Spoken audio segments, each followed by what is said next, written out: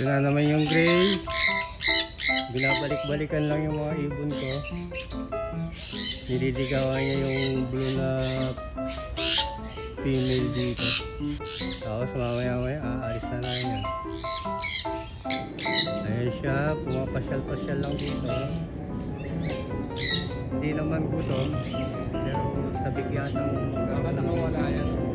Nakawala nga lang yan.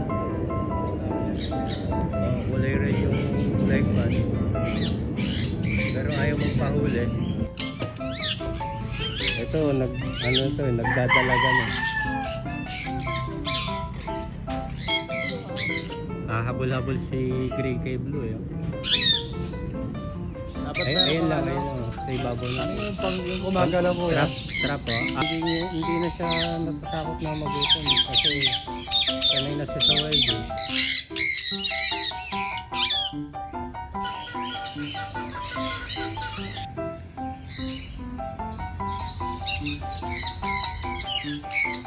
Ayun siya.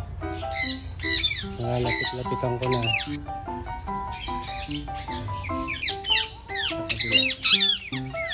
Naghihingin.